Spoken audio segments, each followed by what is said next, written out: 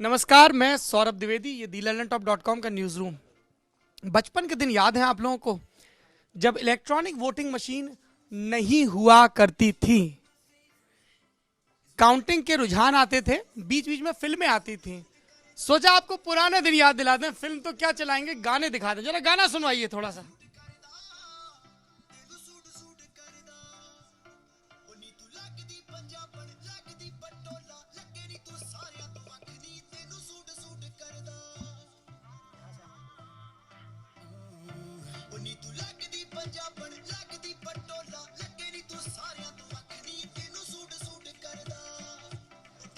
Thank you Ashish ji.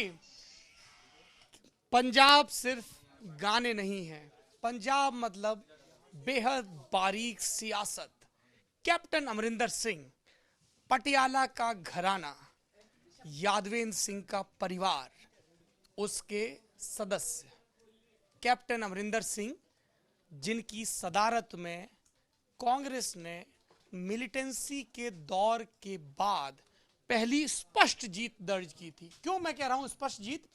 जीते इससे पहले बेअंत सिंह भी थे, लेकिन तब अकालियों ने चुनाव में हिस्सा नहीं लिया था, इसलिए वो जीत अधूरी मानी गई थी।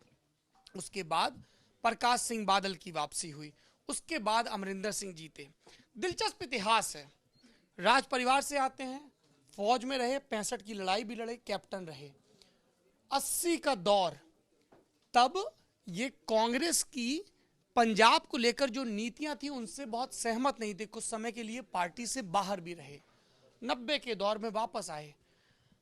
पिछले चुनाव में 2012 के चुनाव में राहुल गांधी ने बिल्कुल लास्ट फेज में लुधियाना या जलंधर की रैली में हिचकते हुए कहा था, यदि कांग्रेस जीती तो कांग्रेस की तरफ से कैप्टन ही होंगे सीएम के कैंडिडेट।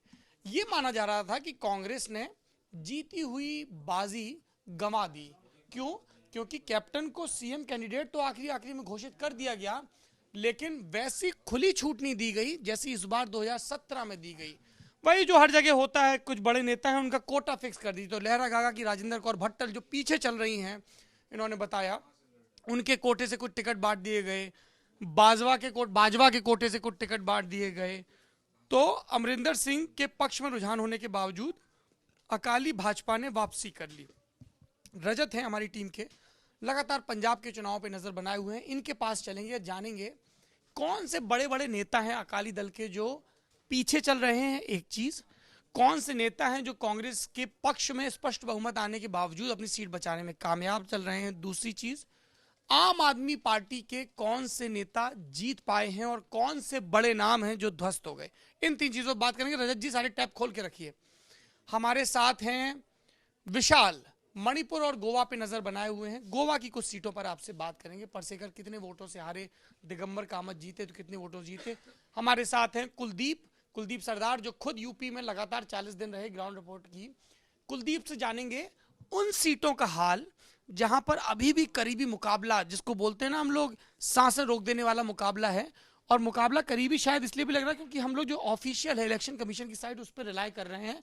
बाकी अलग अलग स्रोतों से मांगे तो कई जगहों पे स्पष्ट है, जैसे अमन मणि त्रिपाठी, नौतनवा सीट महाराजगंज की सबसे आखिरी सीट, बिल्कुल सिंधौली के बाद नेपाल बॉर्डर शुरू हो जाता है, 20,000 वोटों से आगे चल रहे हैं। वो उन चुनिंदा निर्दलीय प्रत्याशियों में से होंगे, अमित जी, जो चुनाव जीतेंगे इतने कंफर्टेबल। और हम लोगों ने आपको लगातार बोला भी था कि बहुत स्पष्ट सहानुभूति लहर उनकी दोनों बेटियां अलंकृता और तनुश्री पिता के कामों की याद दिलाते हुए क्षेत्र में घूम रही, सहानुभूति उमड़ रही है। और मुन्ना सिंह काफी पीछे हैं, कौशल किशोर सिंह जो सिटिंग एमएलए और मुन्ना सिंह। बीजेपी वहां बहुत कमजोर बताई जा रही थी, इतनी कमजोर नहीं रही, लगभग मुन्ना सिंह के बराबर है। जरा वहां के भी नतीजे खोल के रखिएगा। हरदोई में कांटे का मुकाबला चल रहा है। नितिन अग्रवाल, नरेश अग्रवाल के बेटे, दावा कर रहे थे लोग कि इस बार भैया 80,000 से जीतेंगे, 1 लाख से जीतेंगे। हालत ये हो गई कि अभी तक 1000 वोट की भी लीड नहीं हो पाई है। बसपा से भाजपा में आए राजा बख्श सिंह कांटे की टक्कर दे रहे हैं, उनको जोरदार मुकाबला वहां पर हो रहा है। गाजीपुर मऊ की पट्टी में तीनों सीटों पर घमासान मचा हुआ है, कभी कोई आगे कभी कोई पीछे। कुलदीप जी से जानेंगे उन सीटों पर क्या है। और सबसे बड़ी बात दो, एक, इतनी प्रचंड मोदी लहर के बावजूद वो कौन से लोग हैं जो कमल का फूल नहीं खिला पाए, एक चीज। और दूसरी चीज, जिस पर खूब खुल के बात होगी, आपके कमेंट भी लेंगे, उनके जवाब भी देंगे। कौन बनेगा उत्तर प्रदेश में मुख्यमंत्री? भाजपा किसे चुनेगी? केशव मौर्य, दिनेश शर्मा, मनोज सिन्हा या कोई और नाम आएगा? रामलाल का नाम लिया जा रहा है, संगठन मंत्री हैं। सुनील बंसल का भी जिक्र किया जा रहा है, जबकि सुनील बंसल मूलतः राजस्थान के रहने वाले हैं, संगठन मंत्री उत्तर प्रदेश में। उससे पहले दिल्ली में अखिल भारतीय विद्यार्थी परिषद का काम देखा करते थे। और भी कुछ एक नाम है जो सरप्राइज करने के लिए हो सकता है आ जाए। श्रीकांत शर्मा, सिद्धार्थ नाथ सिंह, बहुत सारे नाम गिनवाए जा रहे हैं। उन पर एक एक करके आपसे बात करेंगे, आप लोगों की भी प्रतिक्रिया लेंगे। बात इस पर भी करेंगे कि इस मोदी लहर में सपा, कांग्रेस और बसपा के कौन से दिग्गज ध्वस्त हो गए और वो कौन से नेता हैं जो इस प्रचंड मोदी लहर के बावजूद अपनी सीट बचाने में कामयाब हो गए। मेरे साथ ऋषभ हैं जो लगातार उत्तराखंड पर नजर बनाए हुए हैं और इनसे जानेंगे। ये तो स्पष्ट है कि वहां पर भी झूम के बीजेपी आ रही है, पंजाब में कांग्रेस आ रही है, लेकिन वहां पर जो कई बड़े नाम हैं वो कितना आगे हैं कितना पीछे हैं, उस पर एक एक करके इनसे बात करेंगे। उत्तराखंड देखिए, इस बार ये भी हो रहा है कि पहली मर्तबा की 2 सिटिंग सीएम चुनाव हार रहे हैं। गोवा के लक्ष्मीकांत पार्सेकर चुनाव हार चुके हैं और रुझान बता रहे हैं कि हरीश रावत, उत्तराखंड के मुख्यमंत्री जिनको सीएम प्रोजेक्ट करके कांग्रेस चुनाव लड़ रही थी, वो 2 सीटों पर चुनाव लड़े थे। एक तो मैदान की हरिद्वार की सीट पर और एक ऊपर कोटद्वार की सीट पर, और वो दोनों सीटों पर पीछे चल रहे हैं। उनके भी रुझान निकाल के रखिएगा। इसके अलावा हमारे साथ अन्वेष हैं, निखिल हैं, इन लोगों से भी बात करेंगे। प्रतीक्षा ने कुछ दिलचस्प से मीम बनाए हैं, उन पर भी नजर डालेंगे। अमित जी, आपने वो वसीम बरेलवी का शेर निकाला कि नहीं? मैं वादा खिलाफी नहीं करना चाहता हूँ नेताओं की तरह जी। यही वाला सही निकाला था आपने, जो खुला हुआ था वही था।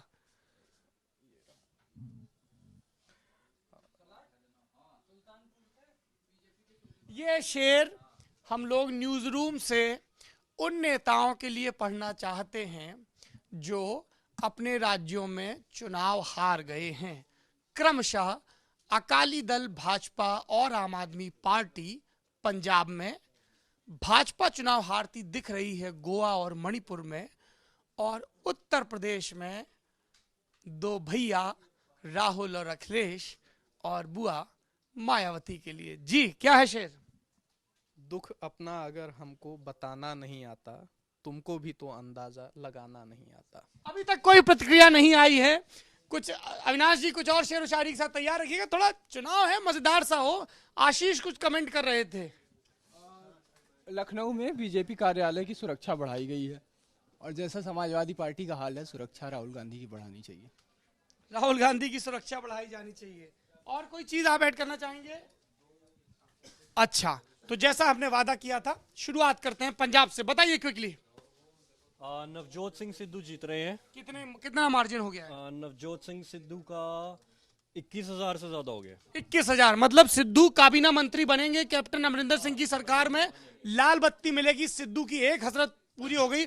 2004 लोकसभा के चुनाव सिद्धू पाकिस्तान में कमेंट्री कर रहे थे, वहीं पे उनको बधाई दी गई। वापस आए, नामांकन दाखिल किया। लोग कहते हैं कि कमेंट्री करते हुए ही उन्होंने केसरिया टाई पहननी शुरू कर दी थी। अंग्रेजी में पढ़े, अंग्रेजी में मास्टर्स किया शरीफा जी ने, और टाई के एकदम लगभग उसके बहुत शौकीन थे। पत्नी डॉक्टर हैं, डॉक्टर अमृतसर की सीट से, अमृतसर सेंट्रल की सीट, अमृतसर की सेंट्रल सीट से, ईस्ट की सीट से डॉक्टर नवजोत कौर सिद्धू विधायक थी, सिद्धू सांसद थे।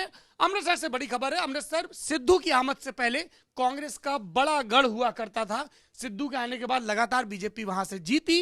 एक बार पटियाला में बल्ला मारने वाले मामले में जब उनको सजा हुई, उन्होंने इस्तीफा दिया, उच्च कोर्ट से स्थगन आदेश हासिल किया, उपचुनाव में फिर जीते और ज्यादा बड़े अंतर से जीते थे। और सुनील जाखड़ का हारना उनको और मजबूती दिलाएगा कांग्रेस में, अगर हार जाते हैं तो, क्योंकि अभी वो पीछे चल रहे हैं। और वो बेल्ट भी अलग है, वो माझा से जीत के आ रहे हैं और कैप्टन अमरिंदर सिंह मालवा के नेता हैं, है ना, तो उनको कोई ऐसी दिक्कत भी नहीं है। सिद्धू में इन्वेस्ट किया जा सकता है ना, कुछ तो डील हुई भी होगी, क्योंकि सिद्धू की वजह से माझा में मोमेंटम बना। माझा का एक और बड़ा नेता है मजीठिया से, मजीठिया भी जीत रहे हैं। विक्रमजीत सिंह मजीठिया, सुखबीर बादल, प्रकाश सिंह बादल के बेटे, सुखबीर बादल के साले। हाँ। अच्छा, सिमरनजीत सिंह बैंस है जो आत्मनगर से लड़ रहे हैं, इंडिपेंडेंट लड़ रहे थे। इंडिपेंडेंट नहीं, उनकी अपनी पार्टी है, इंसाफ पार्टी है, मतलब 5 सीटों से लड़ रहे हैं वो। 7400 हाँ, 7400 वोट से जीत रहे हैं वो लोग। और जैसा मैं आपको बता रहा था, सिमरनजीत सिंह बैंस और इनके बड़े भाई, क्या नाम है उनका, बलविंदर सिंह बैंस, बलविंदर, ये वो भी भी आगे आ चल गया, रहे हैं। ये भी 2000 वोट के लगभग आ गए। सुखविंदर, सिमरनजीत सिंह और बलविंदर सिंह सिमरनजीत सिंह और बलविंदर सिंह बैंस, दो भाई। खूब सारा कारोबार है, खूब सारे मजदूर हैं जो उस कारोबार में, उन फैक्ट्रियों में इनके साथ होते हैं। 2012 के चुनाव में दोनों कॉरपोरेटर थे, सभासद थे, दरबार लगता है, कमरा है, लगातार चाय की केतली चढ़ी रहती है, फरियादियों का दरबार है, छोटी छोटी दिक्कतें। बहुत बाद में ऐसा हुआ कि पंजाब में बादल सरकार ने जन सुविधा केंद्र शुरू किए, जहां पर आप जाके राशन कार्ड, डीएल बनवा सकते हैं। बैंस ब्रदर्स के यहां यह काम पहले से ही चलता था निजी तौर पर। उनको पता था कि छोटी छोटी दिक्कतों को दूर कर लेंगे, आपके लिए लॉयल कॉन्स्टिट्यूंसी बिल्ड होगी। 12 के चुनाव आए, बड़े भाई को जो लुधियाना साउथ से जीत रहे हैं उनको टिकट दिया सुखबीर बादल ने। छोटे भाई को जो ज्यादा जिसको बोलते हैं जंगजू तेवर वाला था उसको नहीं दिया।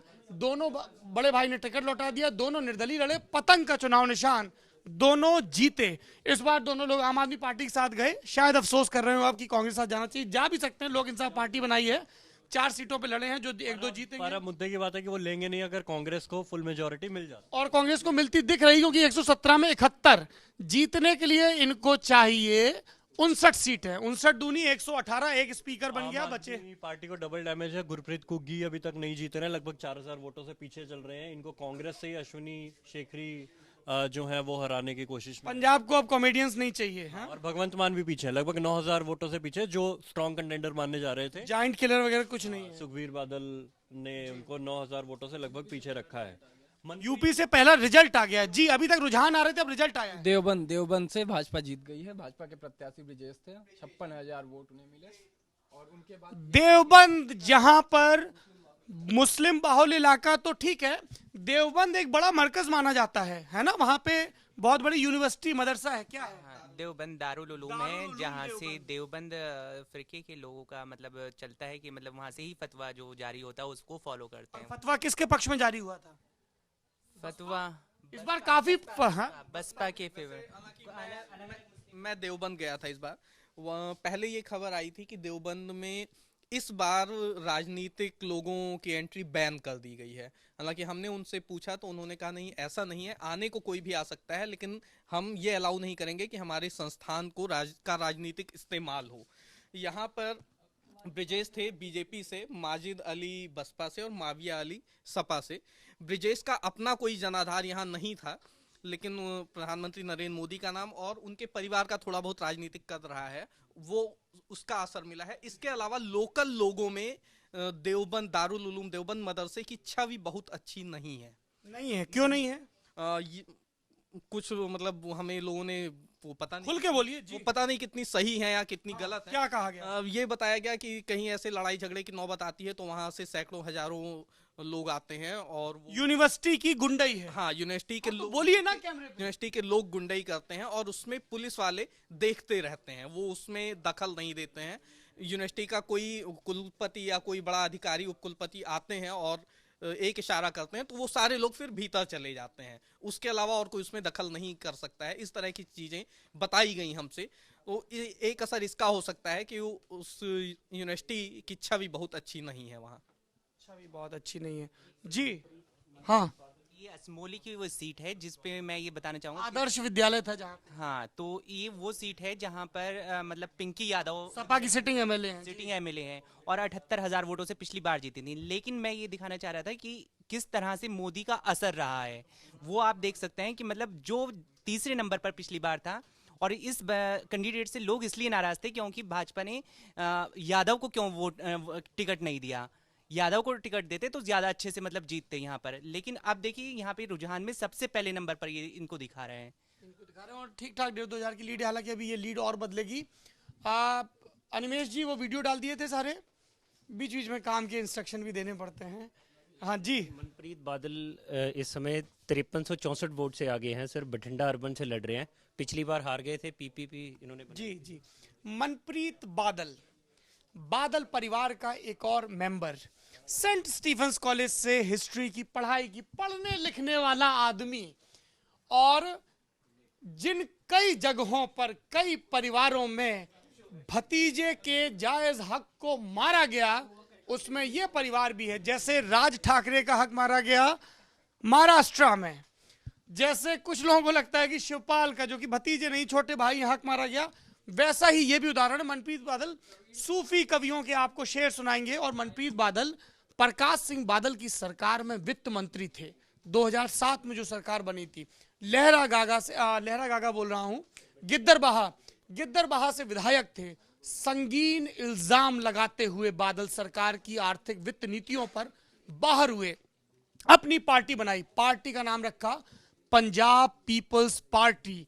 पीली पगड़ी, वही पीली पगड़ी जो पंजाब को समृद्धि की याद दिलाती है, सरसों और गेहूं की चमक की, एक की सुनहरी आभा एक की पीली आभा। वही पीली पगड़ी जिसको भगत सिंह बांधते थे। और गौर करिएगा, भगत सिंह धर्म को खारिज कर रहे थे, लेकिन पंजाब में सरदार भगत सिंह, वो चीज बार बार दोहराई जाती थी। पंजाब पीपल्स पार्टी का जोर आया, 2012 में चुनाव लड़े, एक भी सीट नहीं जीत पाए। खुद मनप्रीत बादल गिद्दरबाहा से हार गए, लेकिन कहते हैं कि उन्होंने कांग्रेस को इतना डेंट पहुंचा दिया कि अकाली दल भाजपा के विरोध में जो वोट था वो स्प्लिट हो गया। और उसके बाद मनप्रीत बादल कांग्रेस में चले गए। केजरीवाल की एक बड़ी रणनीतिक गलती यह भी बताई गई कि अगर मनप्रीत बादल, जिनकी स्वच्छ छवि थी, युवा नेता थे, यदि उनको ले आते तो शायद बेहतर परफॉर्म करते। सीएम फेस ना देना उनको भी महंगा पड़ गया वहां पर। और मनप्रीत बादल कांग्रेस में चले गए, भटिंडा रूरल से चुनाव लड़े हैं, अर्बन से, और आगे चल रहे हैं। और ये अकाली दल के लिए भी एक चोट इसलिए भी क्योंकि भटिंडा की सीट से सांसद हैं मनप्रीत कौर बादल, जो मंत्री हैं सुखबीर की पत्नी है। अनंतपुर साहिब से इन्होंने मदन मोहन मित्तल का टिकट काटा था बीजेपी ने, और जिनको दिया था परमिंदर शर्मा, वो 23,880 वोट से पीछे चल रहे हैं। और धज्जियां उड़ गई हैं। कांग्रेस के केपी राणा आ गए हैं सर इस समय। ये पहले भी 10 साल रहे हैं विधायक। जी, और कोई अपडेट है पंजाब का? पाल सिंह खैरा, मतलब वो एक ऐसे व्यक्ति हैं जो जिनको समझ नहीं आ रहा आज खुश होना या दुखी होना है। क्यों? क्योंकि इससे पहले वो कांग्रेस में रहे, आम आदमी पार्टी में आगे उस टाइम में आए थे जब कांग्रेस बिल्कुल जीरो थी, कैप्टन अमरिंदर को कमान नहीं सौंपी गई थी। उनको लग रहा था कि कांग्रेस जो है राइज नहीं कर पाएगी दोबारा, पर अब कांग्रेस जीत चुकी है। हालांकि सुखपाल खैरा जीत रहे हैं आम आदमी पार्टी से। हाँ, आम आदमी पार्टी, लेकिन विनिंग पार्टी में होते ज्यादा बेहतर रहते। विनिंग पार्टी में होते ज्यादा बेहतर रहता। ये चुनाव की बात है। हर कोई रामविलास पासवान नहीं होता, हर कोई जगदम्बिका पाल नहीं होता, हर कोई अब से पहले तक नरेश अग्रवाल नहीं होता था। नरेश अग्रवाल का भी जिक्र आया था, मैंने पूछा भी, मैंने कहा साहब ये क्या चर्चा है? चर्चा चल रही थी कि दरअसल नरेश अग्रवाल की जो बहू है, नितिन अग्रवाल की पत्नी, उन्होंने लॉ की पढ़ाई की है और इंटर्नशिप उन्होंने अरुण जेटली के साथ की। ये भी कहा गया कि अरुण जेटली की बेटी की दोस्त हैं, क्लासमेट रही हैं, और इसी बिना पे कहा गया कि नरेश अग्रवाल शायद चुनाव के पहले भाजपा में आ जाएं, लेकिन वैसा उन्होंने खंडन किया है औपचारिक तौर पे। और कोई सीट है जिस पर आप बात करना चाहेंगे पंजाब की? यही है, फूलका प्रगट सिंह जीत रहे हैं। प्रगट सिंह कांग्रेस के टिकट पर, कांग्रेस के जालंधर नॉर्थ या किसी सीट से जीत रहे हैं। जालंधर जीत रहे हैं। एनके शर्मा जीत रहे हैं। फुल्का जीत रहे हैं, फुल्का जीत ढाका से। हाँ, फुल्का जीत रहे हैं। एनके शर्मा जीरकपुर से, एनके शर्मा जीत रहे हैं। वही जो रियल एस्टेट के कारोबारी हैं और इनके फंड मैनेजर हैं। जी हाँ। तोता सिंह हार रहे हैं, कैबिनेट मिनिस्टर है, अकाली में पहले भी एक बार लीडर रहे हैं। हाँ, वो इस बार हार रहे हैं। और बाकी कोई बड़ा नाम अभी और कोई हारता नहीं दिख रहा है। बड़ा नाम और कोई हारता नहीं। पार्टी के वही हैं, भगवंत मान और गुरप्रीत को, वो दोनों हार रहे हैं। किस तरह की प्रतिक्रियाएं आ रही है आम आदमी पार्टी से? वो जरूरत से ज्यादा आश्वस्त लग रहे थे, कह रहे थे, मतलब ये भी नहीं कह रहे थे कि सरकार बनाएंगे, ये कह रहे थे कि 100 से ज्यादा सीटें लेके आएंगे। उनको लग रहा था कि दिल्ली जैसा होगा। हाँ, वो एक टाइम पर सर्वे था और वो किसी हद तक ठीक इसलिए था क्योंकि तब छोटेपुर वगैरह सब इनके साथ, सुच्चा सिंह छोटेपुर, इनके छोटेपुर कोई दिक्कत नहीं सामने आ रही थी, कोई एलिगेशन नहीं लग रहे थे। लास्ट टाइम आते आते इन पर एलिगेशंस खूब लगे, लोग टूटने शुरू हो गए। फिर कहा कि सीट सही तरह नहीं दी गई है, किसी की छवि ठीक नहीं है, उसे दे दी गई है। तो इन सब चक्कर के ऊपर काफी ज्यादा कन्फ्लिक्ट रहे। बाकी फाइनल तो आज ही पता लगा है कि क्या वो है। कल तक तो ये अंदेशा लगाए जा रहे थे कि 50-50 है। आप पंजाब से हैं, आपके हिसाब से डिसाइडिंग फैक्टर क्या रहा? डिसाइडिंग फैक्टर ये रहा कि कैप्टन अमरिंदर को बहुत कल्ट पर्सनालिटी माना जाता है। मतलब एक तो वो राजघराने से आता है, दूसरा वो आर्मी में रहे। तो हालांकि उन पे आरोप लगते रहे कि स्विस बैंक में उनका अकाउंट है, मोदी रैलीज में जाकर कहते रहे, प्रकाश सिंह बादल और पंजाब में कहते रहे, लेकिन ये माना गया कि वो जैसा बोलते हैं वैसा करते हैं।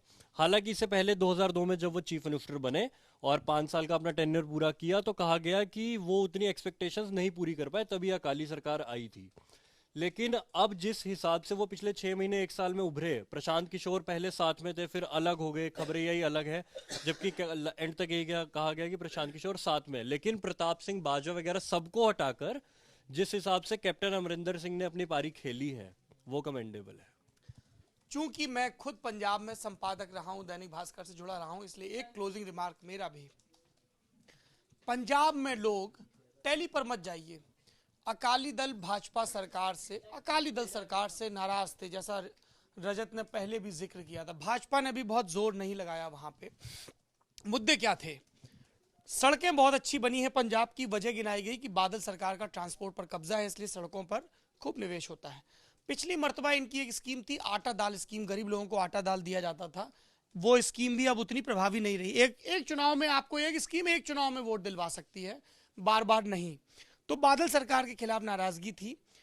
शहरी क्षेत्रों में भाजपा मजबूत मानी जाती है, 12 में चुनाव हारी थी शहरी क्षेत्रों में, और इस बार भी वो कमबैक नहीं कर पाई है।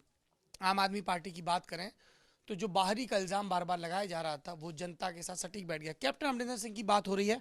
कैप्टन अमरिंदर सिंह को पंजाब की पॉलिटिक्स का उनका एक प्लस और माइनस बता देता हूं। उनका प्लस ये है कि वो एक सख्त एडमिनिस्ट्रेटर माने जाते हैं, no nonsense person. Royal family से आते हैं, राजा साहब हैं और फौज में रहे हैं, तो बोला जाता है कि ब्यूरोक्रेट्स की सुनते हैं, काम करते हैं, पॉलिटिशियंस का मजमा नहीं लगाते हैं कि साहब इसका ट्रांसफर कर दो, वो कर दो। एक चीज नेगेटिव ये है, सियासत 365 दिन और 24 घंटे की जाती है। कैप्टन अमरिंदर सिंह पे ये इल्जाम लगता है कि वो अपने दरबारियों से घिरे रहते हैं, जिसमें कुछ पत्रकार और कुछ उनकी कोठरी के और लोग शामिल हैं। उनकी निजी जिंदगी को लेकर भी कई तरह की टिप्पणियां की जाती हैं कि अपनी एक पाकिस्तानी महिला मित्र के साथ वो छुट्टियां मनाने चले जाते हैं जब विपक्ष में होते। इस तरह की बहुत सारी बातें होती हैं, लेकिन फिलवक्त ये साफ हो गया है कि लोकसभा के चुनाव में जनता ने किसी और को चुना। और हाँ, आपने जिक्र नहीं किया, फिर मैं कह दूं, लोकसभा के चुनाव में आम आदमी पार्टी 4 सीटें जीत के आई थी। उनका खाता सिर्फ पंजाब में खुला था। 4 में से 2 सांसद पटियाला के धर्मवीर गांधी और एक और सांसद, वो लोगों को निकाल दिया अरविंद केजरीवाल ने पार्टी से। हरिंदर सिंह खालसा को निकाल दिया गया पार्टी से कि ये लोग योगेंद्र यादव और प्रोफेसर आनंद कुमार और प्रशांत भूषण के करीब हैं, और इसका भी इन्हें बिला शक मेरे ख्याल से तो नुकसान पहुंचा ही होगा। और बाहरी का ठप्पा, कहां तैयारियां चल रही थी कि केजरीवाल दिल्ली छोड़ के अब पंजाब जाएंगे। मनीष सिसोदिया के फोटो का साइज बड़ा हो गया था पोस्टरों में और इश्तेहारों में। केजरीवाल को वापस दिल्ली आना पड़ेगा, केजरीवाल को वापस अपना काम आगे बढ़ाना पड़ेगा और नई जमीन तलाशनी पड़ेगी। उनके लिए सांत्वना यह है कि वो पंजाब में मुख्य विपक्षी पार्टी बन गए हैं। अब 5 साल विपक्ष की राजनीति करें और आगे मजबूती करें। गोवा एक दूसरा राज्य। केजरीवाल और आम आदमी पार्टी की रणनीति ये थी कि हम लोग गुरिल्ला वॉरियर हैं। गुरिल्ला वॉरियर क्या करते हैं? एक बड़े किले को ढाना है, आसपास की छोटी छोटी चौकियों पर पहले हमला करो, रक्षा पंक्ति को कमजोर करो, और फिर 2019 में वो सोच रहे थे कि वो नरेंद्र मोदी के दुर्ग पर हमला करेंगे। ये छोटी छोटी चौकियां क्या थी? पंजाब, गोवा जैसे छोटे छोटे राज्य जहां पर उनकी door to door campaigning, man to man marking effective हो सकती थी, उतनी इफेक्टिव नजर नहीं आई। गोवा में क्या उनका खाता खुल रहा है? बताइए। गोवा में अभी आपका कुछ भी नहीं दिख रहा है। यहाँ पे बीजेपी सबसे आगे है, कांग्रेस दूसरे नंबर पे चल रही है। बीजेपी 2 सीटों पे जीत चुके हैं। नहीं जीत चुकी है। हाँ, रुझान जोड़ के Congress 8, BJP 7, NCP 1, Maharashtrawadi Gomantak party 1, Goa forward party 2, independent. खाता भी अभी तक नहीं खुल रहा है, जबकि इतने आश्वस्त थे गोवा को लेके भी कि पंजाब में सीएम कैंडिडेट नहीं दिया था, गोवा में एक पूर्व ब्यूरोक्रेट को सीएम कैंडिडेट के तौर पर प्रोजेक्ट किया था। आम आदमी पार्टी को मुझे लगता है बाद के समय में ज़्यादा नुकसान हुआ। जब चुनाव की लहर बननी शुरू हुई थी कि अब चुनाव आ रहे हैं, नज़दीक आ रहे हैं, उस समय आम आदमी पार्टी प्लस में ही थी। लेकिन जब गियर कैप्टन अमरिंदर सिंह ने लगाया तो उन्हें जाहिर तौर पर वहाँ का एक फेस आम आदमी पार्टी के पास पंजाब का एक फेस नहीं था, इसका एक नुकसान। लेकिन एक फेस की एक चीज जो होती लड़ाई थी, मतलब ये तो तय था कि इस बार अकाली भाजपा सरकार जानी है, उसका विकल्प लोग खोज रहे थे। वो आम आदमी पार्टी दिख रही थी क्योंकि कांग्रेस एकदम पस्त थी। लेकिन उसके बाद कैप्टन अमरिंदर सिंह ने जो रैलियों में तेजी दिखाई, वो उस विकल्प के स्पेस को ये आश्वस्ति जगाने में कामयाब हो गए। मैं इस विकल्प को मैं ही भर सकता हूं, मैंने ही पहले भरा है। मुझे लगता है आज तक इंडिया टुडे और एक्सिस वाले बहुत खुश होंगे क्योंकि उनके प्रेडिक्शन सबसे ज्यादा सही साबित हुए हैं। उन्होंने 280 के लगभग यूपी में सीटें दी थी, 300 पे पहुंच रहे हैं। उन्होंने पंजाब में कंफर्टेबल मेजॉरिटी के साथ कांग्रेस की सरकार बनने का दावा किया था, कांग्रेस की कंफर्टेबल मेजॉरिटी के साथ 60 से भी कम सीटें चाहिए होती, 59 सीटों पे सरकार बन जाती है, 72 है सरकार बन रही है। और उत्तराखंड में उन्होंने भविष्यवाणी की थी एग्जिट पोल के आधार पर कि बीजेपी को भयानक बहुमत। और इस बार ये हुआ कि एग्जिट पोल आए और हम सब उसमें शामिल हैं, एग्जिट पोल पर को एक तरफा खारिज किया। तो अगली बार जब चुनाव आएंगे तो उन्होंने, एग्जिट पोल वालों ने इस बार हमें बताया है कि हमें इतने हल्के में मत लीजिए। हाँ, वो बिहार का करके नहीं, मुझे ऐसा लगता है कुलदीप जी, जो लोग सोशल मीडिया वगैरह पे एग्जिट पोल्स को खारिज करते हैं, जैसा ऋषभ बार बार मजाक में लिखते हैं, आर्म चेयर थिंकर्स, यहीं बैठे बैठे आपने अपने हिसाब से चीजें मान ली। क्योंकि हम लोग ग्राउंड में गए थे तो हमें तो पता था कि क्या हकीकत है। ये पंजाब का जनादेश है, 5 नदियों वाला सूबा देश में हरित क्रांति लेकर आया। पंजाब को एक और क्रांति की जरूरत है, एक लड़ाई मुट्ठी भींच के कदम मिला के नशे के खिलाफ, एक लड़ाई बेरोजगारी के खिलाफ। और एक मतदाता के तौर पर, एक पत्रकार के तौर पर हम ये उम्मीद कर सकते हैं कैप्टन अमरिंदर सिंह ने जो वादे किए हैं उन पर वो अमल करें और पंजाब के नशे के खिलाफ एक जंग छेड़ें। अगर कैप्टन अमरिंदर सिंह को या उनके कांधे पे सवार होकर कांग्रेस को किसी भी किस्म की वापसी करनी है, कांग्रेस के लिए अरसे बाद एक अच्छी खबर है। लगातार चुनाव हार रहे हैं, पंजाब ठीक ठाक राज्य है, 10 के अल्ले पल्ले सांसद होते हैं वहां से, कांग्रेस को वहां अच्छा परफॉर्म करना ही होगा। क्योंकि उत्तराखंड गंवाया, उत्तर प्रदेश में 27 साल यूपी बिहार के नारे को खारिज किया, जिसको हमारे यहाँ कहते हैं, बड़ा छिचला सा मुहावरा है लेकिन अभी सटीक है, थूक के चाटना, खारिज किया। उसके बाद यूपी को ये साथ पसंद है, सब कुछ किया और उसके बावजूद जमींदोज हो गए हैं। और ऐसे में पंजाब की जीत उन्हें एक, जो चूंकि मैं पॉलिटिकल किस्से करता रहता हूं, कांग्रेस का रिवाइवल एक ही शर्त पर हो सकता है, जहां भी वो स्थानीय छत्रपों को खुली छूट दें। इंदिरा गांधी इससे बहुत घबराती थी और इसलिए ताश के पत्तों की तरह मुख्यमंत्री फेंटती थी। यूपी में कांग्रेस ने ऐसे ही तो सत्ता गंवाई, 80 में जीते, पहले वीपी सिंह के बाद श्रीपत तिवारी, श्रीपत मिश्र के बाद वीर बहादुर सिंह, एनडी तिवारी, फिर ऐसे अलग अलग चेंज होते रहे, है ना। वीर बहादुर सिंह आए, फिर एनडी तिवारी को आखिरी में लेके आए। आपको एक नेता में भरोसा देना होगा, उसको फ्री हैंड देना होगा और तभी वो चुनावी गणित को दुरुस्त बिठा सकता है। महाराष्ट्र में इन्होंने ऐसा करना बंद कर दिया। चुनाव में जाते थे तो सुशील शिंदे सीएम होते थे, वापस आते थे तो अशोक चौहान या किसी और को, यशवंतराव देशमुख को, विलासराव देशमुख को बना देते थे। दिक्कत यह है कि कांग्रेस ने ऐसा करना क्यों बंद कर दिया, क्योंकि उन्हें लगा कि ये स्थानीय छत्रप मजबूत होकर दिल्ली में बैठे आला कमान को पढ़ें गांधी परिवार, सुने गांधी परिवार को चुनौती ना देने लगे, जैसी चुनौती वाईएस राजशेखर रेड्डी ने दी थी, जो आंध्र प्रदेश में बैक टू बैक चुनाव जितवा के लाए। और 2004 में जो यूपीए की सरकार बनी, कांग्रेस थोड़ा सा सही हुई और 9 में फिर वो वाईएस राजशेखर रेड्डी की वजह से हुई थी। और बाद में जब उनकी हेलीकॉप्टर दुर्घटना में मृत्यु हो गई तो उनके बेटे जगन रेड्डी को इसीलिए पार्टी ने किनारे कर दिया। फूट फूट के रोए, सब कुछ हुआ लेकिन कुछ नहीं हुआ। और उसका नतीजा ये दिखा, माया मिली न राम, तेलंगाना बनाया इस उम्मीद में कि चलिए आंध्रा नहीं जीत रहे, तेलंगाना जीतेंगे। वहां पे भी छींचा लेदर कर दी केसीआर ने और आंध्रा पे चंद्रबाबू नायडू की वापस हो गई। ये कांग्रेस के लिए सबक है, ये पंजाब का जनादेश है। पंजाब के जनादेश पर फिर लौटेंगे। फिल वक्त के लिए मैं बाय बाय बोलता हूं, एक छोटा सा ब्रेक लेंगे और वापस आएंगे और तब बात करेंगे यूपी के चुनाव में कौन से फैक्टर हावी रहे। हालांकि सवाल का जवाब बेहद आसान है, सिर्फ और सिर्फ नरेंद्र मोदी के नाम पर बीजेपी को वोट मिला है। देखेंगे कौन से बड़े नेता ढहे, कौन से बड़े नेताओं का कद बचा रहा, कौन से मंत्री चुनाव जीते हारे और चर्चित सीटों का नतीजा किस तरफ जाता दिख रहा है और कहां पर अभी भी कांटे का मुकाबला चल रहा है। लगातार बने रहिए हमारे साथ। दी लल्लनटॉप.com, उत्तर प्रदेश चुनाव की सबसे जमीनी कवरेज का एकमात्र स्थान।